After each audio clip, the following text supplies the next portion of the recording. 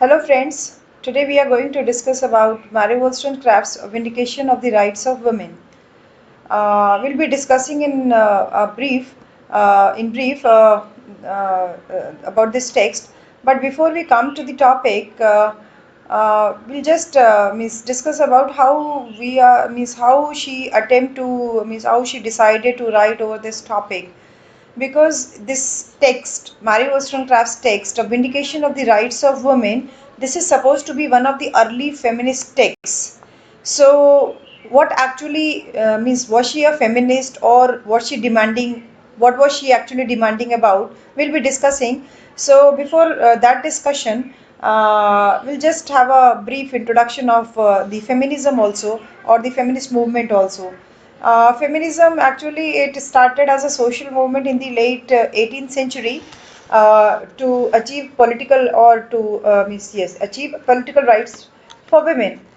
Having gone through various phases, demand for the equality and protest against the subordination of men, feminism it has touched almost all the aspects of our lives, whether it is social, political, economic, literary, or you can say so sexual even. But this actually has given an scope to to the feminist discourse also. The modern feminism it began with Wollstonecraft. This she was who was inspired by the ideals of the French Revolution and liberalism, and she argued about education of women in Vindication of the Rights of Women. Similarly, we have J.S. Mill also, like he is talking in Subjection of Women in 1869 that was published. He also tackled the problem of women's oppression, and he also blamed the legal subordination of women to men. And he also suggested the equality of rights to women for the improvement of the human being. So, as far as this movement is concerned, it has passed through various phases. Right to vote was demanded in 1830, and it was met until 1920, and ultimate in most of the Western Europe and North America. The first wave of feminism, it basically focused. It is remembered, or you can say remembered, for the suffrage movement, and along with the various reforms like matrimonial laws, property ownership, child custody rights, work and educational opportunities. In America, also the political struggle for women rights started with 1848 Seneca Fall Convention. 1923 Women's Party demanded to remove all the legal distinctions between sexes, but till the second wave of feminism from 1960 it was not met. So this is very important, students, uh, to know that women were all the time demanding for their rights, and between these, the first phase of the feminism, the feminist movement, and the second phase, we have Miss Virginia Woolf's A Room of One's Own, that was published in 1929. Simone de Beauvoir's The Second Sex, it was published in 1949. It raises the issues of women's right and freedom from male domination in literary, economic, and social context. Virginia Woolf is also regarded as the pioneer of the feminist literary criticism, and she raises certain questions like the questions of necessity of seeing the world from male point of view, economic politics, the financial independence of women. She is talking of this, and she is also talking of or discussing about the absence of women from the history of mankind. She is also discussing about failure of male language in expressing the essentially female experiences of women writers, and she challenges the hierarchical division of men and women into first and Second, sex. In 1963, we have Betty Friedan's The Feminine Mystique. She is also she exhorts the housewives to overcome this frustration and also the physical distress that is caused by their private and domestic entrapment. By pursuing some public careers, they should take upon some professional careers, and also they should achieve maturity, and they should come up they should assert for self identity, and also they should feel the completeness of their self. So likewise we have lots of the feminist writers of the time. But Mary Wollstonecraft, she decided to write about this vindication of the rights of women only to argue or to demand for certain rights for women. So before coming to the text, let's have a brief introduction of the life of Mary Wollstonecraft. Means these life sketch or these give us a background of how harsh life she was actually facing and how tough life she was actually living. And despite that, she did not lose her confidence, not the hope, and she continued to to assert for the rights of women, and simultaneously she was coping up with the existing situations and also the problems that was created in her family. So she was born in 1759, and the place is uncertain because her father was such a wanderer, but it is supposed to be near London, or it is quoted in the text Epping Forest. And the latter place she had spent 5 years. She had spent her first 5 years of her life, and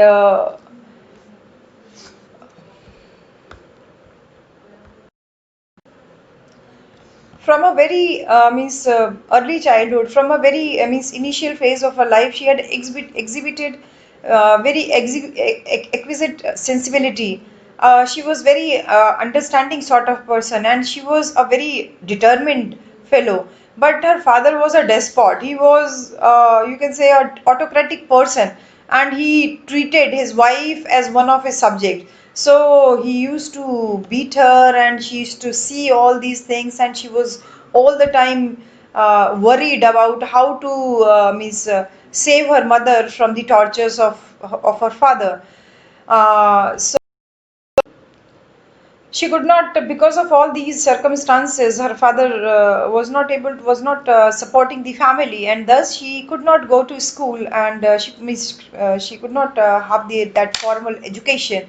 And but at the age of 16, she came in contact with Mr. Clare. He was a clergyman, and Miss Frances Blood. And Frances Blood was 2 years elder than her, and she had a good taste of some good taste of some very fine knowledges of fine arts. And also Miss Mary Wollstonecraft learned a lot from Miss Frances Blood, and at the age of 19 she left her parents' house, and she became a, you can say, a governess, and she resided with Mrs. Dawson for 2 years. She stayed with her, and after that she had to return back because her mother was quite ill. So she was very sensible from the very beginning. So that way she came back, and she took care of her mother. She was quite ill, and uh, after the death of her mother, Mary Wollstonecraft, she bade adieu, and she said, Tata, bye bye, father's house, and now I won't return back. One more point that we should know, that she was having a big family, means of seven siblings. Only her brother got formal education, and all her sisters, they never went to school. And as a governess, whatever she earned, she saved money, and she supported her siblings. And she, after miss 19 years, she left the after leaving the parents house, she again contacted Miss Frances or Fanny Blood, and they both opened a school in 1783 at Newington Green, and there she started teaching. Means she took up teaching as a profession, and she was such a good teacher and of Miss such a qualified teacher that Miss she performed all the duties in such eloquent manner, in such fine way that her friend Fanny Blood, she said ki okay, now I am going to get married, and she left for London. So alone she was running, Mary Wollstonecraft was running that school. Very good. But after what happened after Fanny Blood left the school and she went after marriage, after 2 years, just after 2 years, she died, or means maybe 2 years, or in some text we get a brief means a slight difference of this opinion that how and why she died, that friend died, Fanny Blood died because of some pulmonary disease, some text we say and we find, and also some other diseases. And she was actually having this pulmonary disorder before her marriage also. So she died, and after her death, she means Mary Wollstonecraft, she decided to go and attend the funeral of her best friend, and therefore she means she went, and there she found that oh, she was all exhausted, because she was very much attached with Fanny Blood, because of her she was able to learn very good lessons in her life, and also she was able to learn very new things in her life. So after attending the funeral, she returned back, and she found that her school was not means in a good health, or you can say it was not running properly. So she said ki okay, now I'm not going to stay back here. So she handed over the school to some very responsible people, and thereafter she received a message or a call from a famous publisher from London. He was Mr. Johnson. In 1787, she came to London, and there she was very much talented, and Johnson had already recognized her talent as an author. Therefore, she spent 3 years there in translating and writing, compiling, writing, and various original texts. The biographical sketch of Mary Wollstonecraft we find in her novel Mary. So in detail we'll be discussing in some other lecture. So, but one means she was quite sensible. I'm by all the time focusing over this word sensible, because she used to support her mother. She used to save her mother from the abuses of her father, and after she took as took teaching as a profession, she decided, I mean she was all the time a savior to her family, and she saved means she saved lot of money to miss she used to miss confine her expenditure, and she saved money to support her family, her siblings. So that way she was a very good miss daughter also, or you can say brother, a sister also. And then then what happened is uh, she was all the time acquiring new knowledge and new things she was learning. In 1792 she moved to Paris, and she was very much intimate with Gilbert E.Mail of United States. He was already married, and after some time he left her. She was so much intimate with this man, with this guy, Gilbert Imali, that a daughter was born out of this relationship, and she called her child Fanny, just to commemorate her early friendship. She, as a great scholar, as a great writer, she was a bit disappointed also, you can say, in her life, and she attempted suicide twice, but she was somehow resuscitated, and in 1796 she came in contact with William Godwin, the author of Political Justice, and initially they were very good friends and they used to argue over various things. And later on, when William Godwin said, "Oh, I have found somebody who is equal to my nature," so that way they decided and they got married. And she gave birth to a daughter which is known as Mrs. Shelley, the widow of the famous romantic poet Percy Bysshe Shelley. So she was a profound scholar, and whatever she wrote, whatever she demanded, it was only education for women and equal treatment of women in this society. What happened next was Burke had produced his famous or celebrated essay, The Reflections on the Revolutions in France. And Mary Wollstonecraft, she was full of sentiments and all, and she said, "Ki, what you are talking about?" She said, "Ki, I am not going to leave you." And she, first time, she attacked him, and since he was a very great personality of the French Revolution, so people disliked Mary Wollstonecraft. But later on, they thought, they found, and they said, "Oh wow, wow, what?" I mean, at least she dared to write, and she dared to raise various issues. We'll be discussing in the coming chapters about all these things. Later on, her husband, Mary Wollstonecraft's husband, William Godwin, after the childbirth, she died in September 1797, and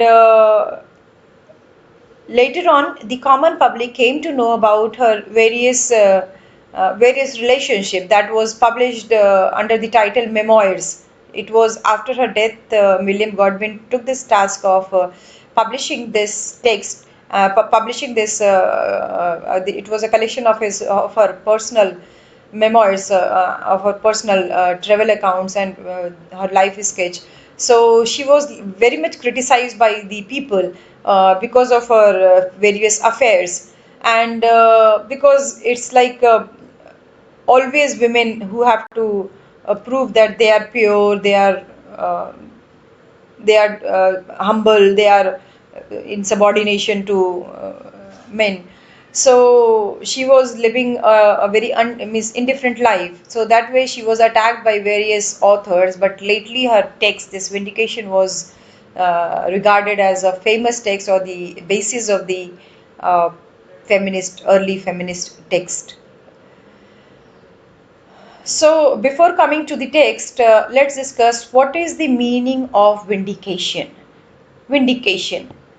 Vindication means some sort of opposition, resistance, or you can say a proof that someone or something is right, reasonable, and justified. It means to assert for right things. And in 1790, Mary Wollstonecraft published this text, A Vindication of the Rights of Men. Before publishing Vindication of the Rights of Women, she published a text, Vindication of the Rights of Men, and it was a response. I was just discussing about this. It was a response to Edmund Burke's reflection on the revolution in France. She was attacked, but later on, people admired her. She is a good writer, and she has raised good issues. So this reflections on the revolution in France, it was a political pamphlet and which attacks aristocracy, monarchy, and it supports republicanism. So later on in 1792, this text, A Vindication of the Rights of Women, was published, and this was established as the basis of the early feminist texts. So what she is actually discussing about is, let's have a theme of what she was actually focusing on. This text basically deals with the recognition of women calling for the right to equality. It focuses on the strategic marginalization of women in society. So what is this strategic marginalization of women in society? we need to understand this word strategic marginalization. She was actually raising her voice against this male domination. So what is this strategic? She is actually Mary Wollstonecraft. She is not actually she's not actually challenging the very perception of women.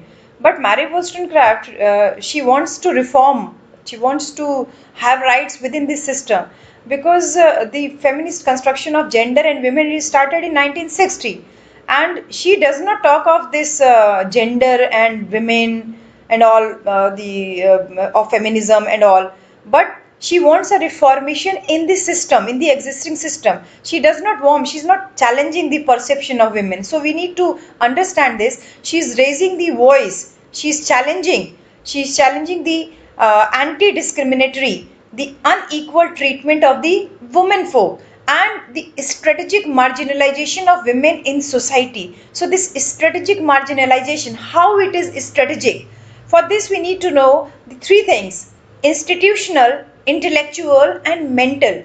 These are the domain of men, and domesticity, it belongs to women, and women are appreciated by men to maintain or to cultivate their quality of domesticity. So in women only the physical features they are appreciated, their manners, their life, their intellect is not a matter for men, but their physical beauty, their physical appearance, they are all the time appreciated. And what to talk of this, their intellect, they also have a thoughtful mind, they also have a mental status. So men never talk of this mental status of women or the intellectual status of women. Women are to rely only on their physical beauty. So it is a strategy to bring women down, and also it is a it is a strategy. Simultaneously, the focus is women. Women lack what men possess, and what women lack? Women lack mental, intellectual status. It is the form and substance that makes women a second class citizen or a second sex. So Mary Wollstonecraft, she is exposing, or she's focusing on the strategic marginalization of women in society. So it is within this system that is calling for the change that is based on education, especially of girls and women. So she's all throughout her essay, she is focusing on this very point.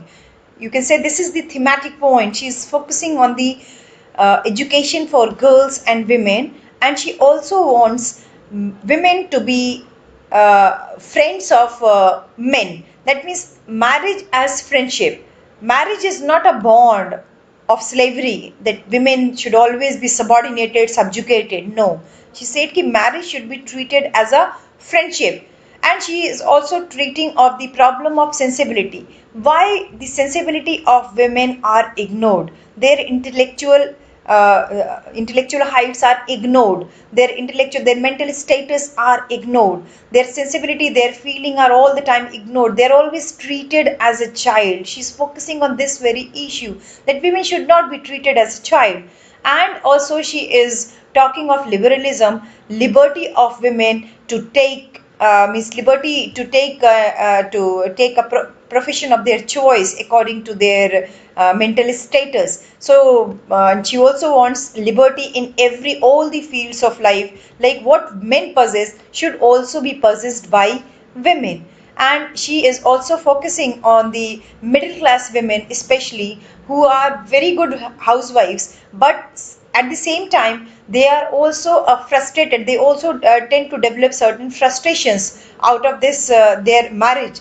And she says ki she gives certain reasons, and she's focusing on how to overcome these very frustrations. Next, this essay, what is the genesis of the essay? This force, the means one central point along which this essay is constellated, or you can say centered or focused upon, is that women should be afforded equality of treatment in education, which would allow them to grow virtues, to develop their mind independently. So, students, this point is very much important. Women should be afforded equality of treatment in education. Men should have public education, women should have domestic education. This was means later slides will be discussing this very issue, that why inequality of treatment of education is there in gender. So she is talking equality should be given in education. This would help them to grow up their inherent virtues, to develop their mind, and also it will make them thoughtful. They'll be able to think at least independently. This essay is a great part, large part. It is critical of the, you can say, stalwarts of Miss, though she is attacking various writers, but she is critical. Large part, this essay is critical of the stalwart of the French Revolution, Rousseau, who gave the dictum of fraternity, liberty, and equality. And she is also focusing on Dr. Grigri, who view women as virtual slave, enshrined in home, and as a creature meant only to serve and love. So she says, no, women should not be enshrined in home. And so she's focusing on these very issues. And this essay is structured as a response to the androgynous works on women education and the female conduct in the late 18th century. So this was the this was what actually Mary Wollstonecraft was actually trying to discuss about. Now let's have a historical context, a historical background. In what context actually this essay was written? Wollstonecraft, she dedicates this essay to Charles Maurice de Talleyrand Perigord. He was a late Bishop of Autun. She dedicates this essay to this guy, and he had submitted. Why she dedicates this? Because he had submitted a report to the French National Assembly, and in that report he had discussed about education and gender, and there he focused on what I just spoke, that women should have only domestic education and men should have public education. Wollstonecraft, she refused this report, and she says, no, women are not supposed to have only domestic education. So she is responding to it. No, you are wrong-headed. So it's like you are misguided, and women should not have this only domestic education. She is broadening, and she talks of the roles of women in human progress and in society, and she raises the question, why men should have public education. So therefore, students, I just said it was a strategic. Previous slide we had discussed, it was a I'm just coming to that. It was a strategic marginalization. It focuses on the strategic marginalization of women in society. Strategic marginalization. Why it is strategic? This way it is strategic. People, very famous people, philosophers, they are having this opinion that men should have public education and women should have domestic education. So therefore it is a strategy to not to so that women should not come up with their inherent values. They should not get public education, otherwise they'll be able to inculcate their inherent values. So therefore it is a strategic marginalization. She enters into this discussion, into this discourse, that why you are all the time trying to subordinate or dominate over women. So she refused this report, and then she says she focuses on equitable laws for both women and men, and also in married life for husband and wife. And she talks that marriage should not act as a pact, but they should live as friends. And if husband and wife, they are not given equal treatment, if they are not given equal level, then wife would not be a good mother. So if wives are to become good mothers, men should, or the husbands, they should they should allow them, or they should give them equal treatment in their life. So that way, Mary Wollstonecraft, she means focuses that women would be able to teach their children, because means I'm just reading out this line. She will teach her children, if women are on equal level with men, she will teach her children the virtue she has acquired and provide an example of righteous marriage for them, one where she and husband are friends. So she's focusing on this very topic, that men and women, husband and wife, should be good friends. So a marriage should not be as a pact or as a bond, and women should not be treated as slaves of that bond.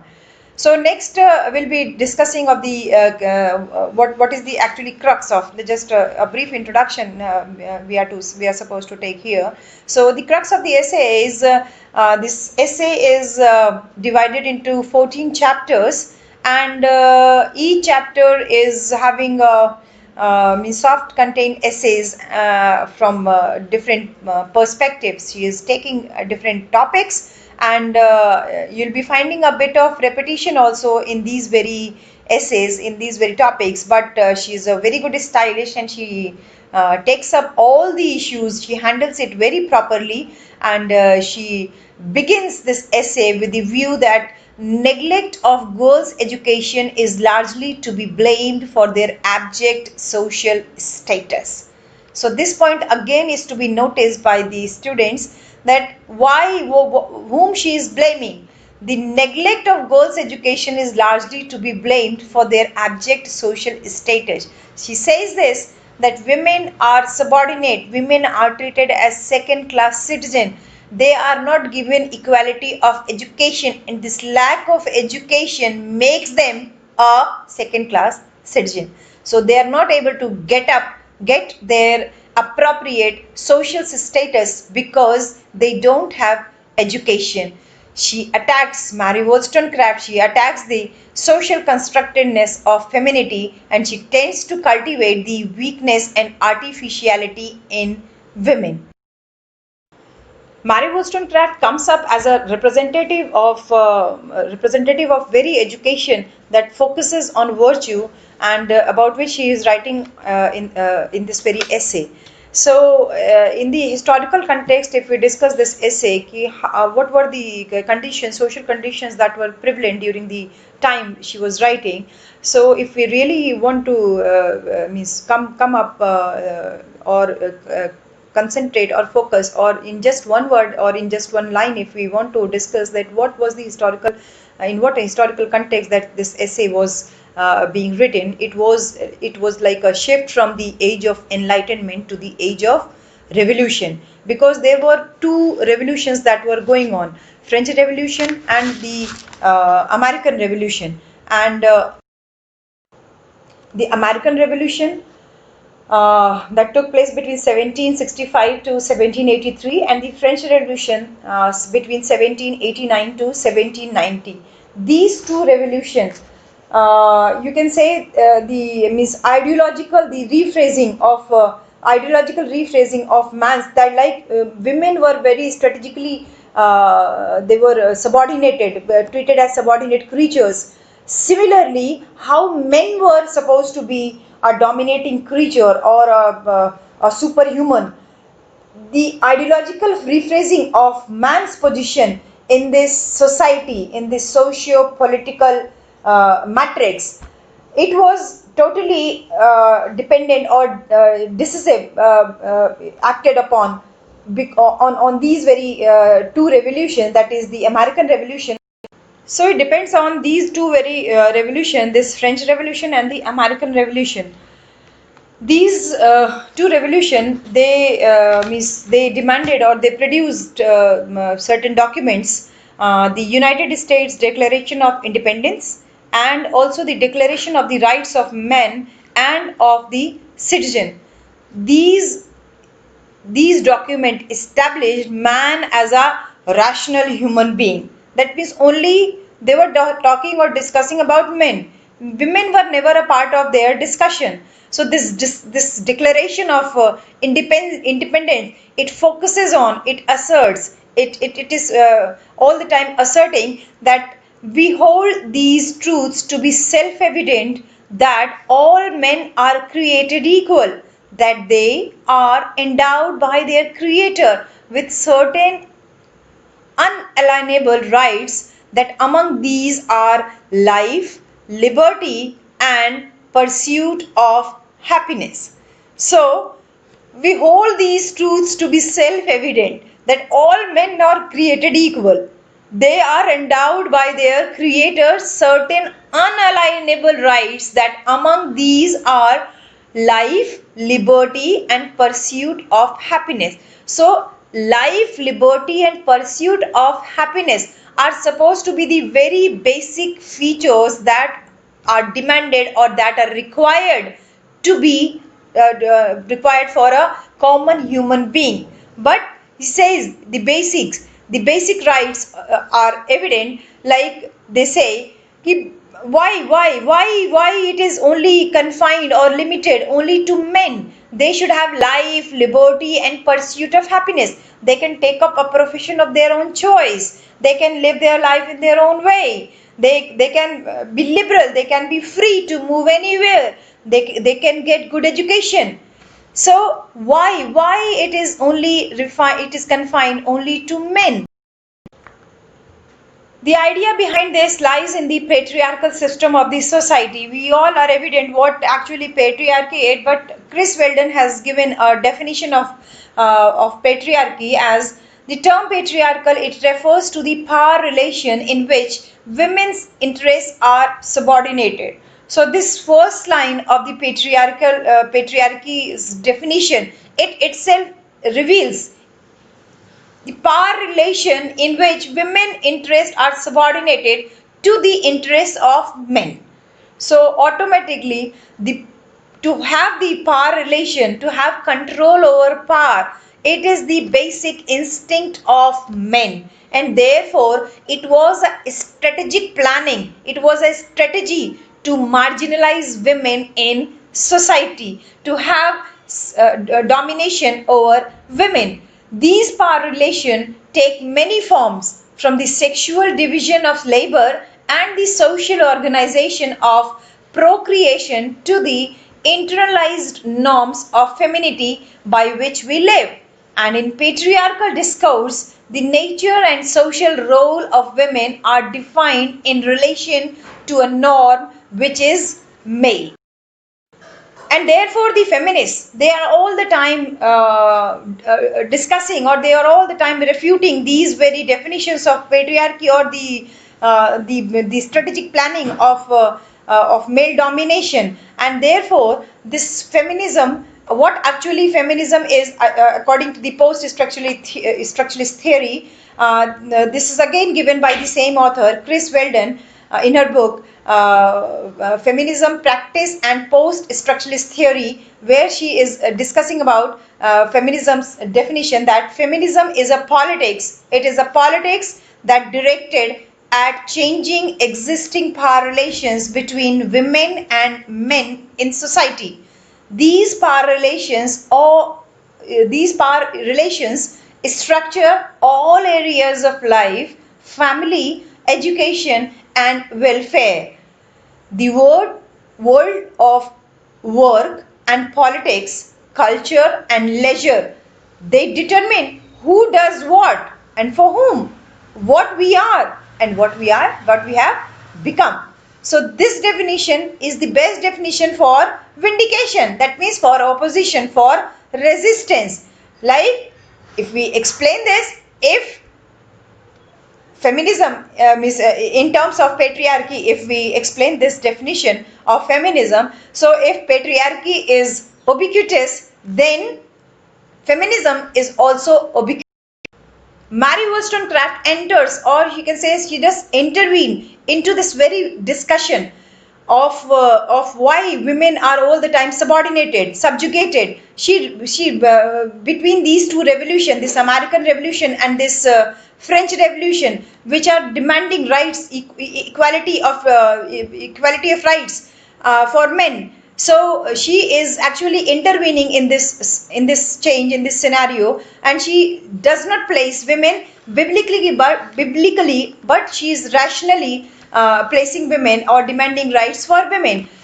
As far as this French Revolution is concerned and the American Revolution is concerned, you'll find that American Revolution was means what actually revolution is. Some people who have authority, who have power, they don't want to they have the power and they don't want to let these power go from their hands. So this 18th century, it was in 18th century was the development of public opinion, power structure, social structure, and also there was rise of bourgeoisie to have more and more power and authority, whether it is economically, socially, or intellectually. So the existing system is being criticized. This revolution, what is revolution? It is actually criticizing the existing institution as being unreasonable, as being arbitrary, as being breeding and perpetuating superstitions and also exploiting humans.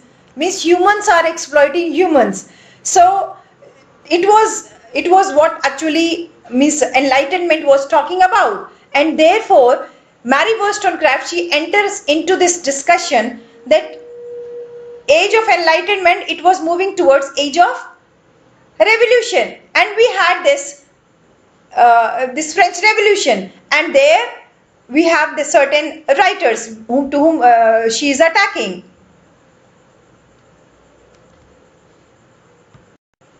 So if we sweep the old stuff, the bad stuff, and we can have only then we can have a rational society that is based on human nature, where we have no exploitation, where all men and women are treated equally, and where real human nature can be realized, and instead of being stunted and being held back or being paused. So the people, we were just I'll just come back to that very topic, that people who have power, they don't want to let it go away, and people who want to see a change in this society, they sometimes push and radicalize their efforts, and also they try to overthrow the present state of society, and therefore they say that let's begin again, and this is what actually revolution is. So sweeping up the old stuff and establishing the new order where humans are treated on equal terms, this is what actually revolution is. So this revolution it was a drastic change, where you have to shift from the from the present position to the next position, and therefore this both the revolution, French Revolution was quite radical than the American Revolution. Even American Revolution was also quite radical, because they there was a Declaration of Independence. We just discussed about it, and this French Revolution, which comes after this American Revolution, they killed the king, and also they nationalized the institutions, and also they enhanced the nobles and the churches, and also everything was very dramatic that was going on, and there were certain people who did not have power. They said, oh wow, now there is revolution, so what about us? Who is going to talk about us? We are not having power, and where we should move from, where we shall go from this position, from this state. So what about us? They started demanding their powers, their rights. So that the situation was quite dramatic, and also along with all these, there was also a discussion about how inequality should be rectified, and how new social order should be established, new social system should be established, and also how can we create new opportunities, so that we can equalize things, and also the hereditary class distinction should be abolished, it should come to an end, and also there should be equal distribution of public wealth. It should be more fairly done, and it should be made possible for the people who are marginalized, who are excluded from certain institutions. They should be given equal opportunity and also equality of treatment. So whenever you end up saying like this, so there are certain criticism in the society, like the marginalized people, they are all the time raising issues. Hey, why, what about us? We also need to have certain power, we also need to have certain rights. So therefore Mary Wollstonecraft, she intervenes into this very discussion, that why are women marginalized? Hey, what about us? Why aren't you discussing about us? Why it is that women should have only domestic education and men should have only private education? So this essay, Vindication, it is an attempt to enter into the discourse, that why that discourse that was focused only on men, now it should be centered and focused on women as well. And she says that women are saintly wives and mothers and are more pure than men. So this line is very important. Like we have Simone de Beauvoir's, one is not born, rather become a woman. So becomes a woman. So that way women are saintly wives and mothers and are more pure than men. This line has lot of meaning inherent. Like women are more pure than men. Women are the mother of men. They are the one who give birth to these males. So that way they are more pure, and it is why it is always questioned by men that women are supposed to be impure because of certain physiological changes. So why it is that? She focuses that women are more pure than men, and she says that when women fight for their freedom, their fight, the fight to be allowed to judge for themselves concerning their own happiness, isn't it inconsistent and unjust to hold women down, who made men the exclusive judge of that if women shares with him the gift of reason? So how can a person who is born out of women starts questioning the purity of women? So how can men be so judgmental type? How can they judge women, though they are born? It is a fact that they are born out of women. So she says women are subordinated, subjugated, because they don't know their real quality, their inherent quality, and therefore she says that women are socialized. It is because of the false pattern, false education system that is there, and women are socialized only to rely on their physical beauty only. Therefore this is the basic reason why women are subordinated. So next we'll be discussing about brief, because in the next lecture we'll be discussing about the in detail all these 14 chapters. In the introduction part, she argues that the neglected education of my fellow creatures is the grand source of the misery. This fellow creatures, this word gives an association with the women. She is not excluding herself. She is a very good writer or a very famous personality or something like that. She says that the neglect of education of my fellow creatures, So this again shows her simplicity and also her sensibility towards the issues that are related to women. So she raises this point, and she writes in this introduction of the essay Vindication, that like the flowers that are planted in too rich a soil, strength and usefulness are sacrificed to beauty, and the flaunting leaves, after having pleased a fastidious eye, fade disregarded on the stalk long before the season when they ought to have arrived at maturity. So she is saying how, like the plant which is planted in the soil, and it is only the means the leaves, the green leaves that are admired, the flowers that are admired, and after it is having pleased a fastidious eye, it fades and it is disregarded on the stalk long before the season when they ought to have arrived at maturity.